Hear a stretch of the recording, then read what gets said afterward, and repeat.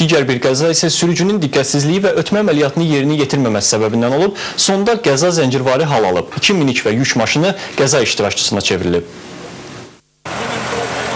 Ötən gecə Binəqədi rayonunda sürücü diqqətsizliyi qəzaya səbəb olub. Hadisə Binəqədi rayonu Əhməd Əcəbli küçəsi 277-də qeydə alınıb. Hadisə şahidlərinin dediyinə görə Şanqan markalı minik avtomobili sözgedən küçə ilə Nərmanov metro stansiyası istiqamətində hərəkət olan zaman arxadan gələn başqa bir minik maşını bu avtomobili ötüb keçmək istəyib. Nəticədə sürücü idarəetməni itirib və yol nəqliyyat hadisəsi qeydə alınıb. Zərbənin təsirindən sonuncu avtomobil də yol kənarında dayanan yük maşınına çırpılıb. Nəticədə minik maşını yararsız vəziyyətə düşüb. Hadisə nəticəsində xoşbəxtlikdən xəsarət halın olmayıb. Qəzaya səbəb olan avtomobilin sürücüsü isə nəqliyyat vasitəsi ilə birlikdə hadisə yerindən qaçıb. Digər maşın sürücüsü isə ifadəsinin alınması üçün polis idarəsinə aparılıb.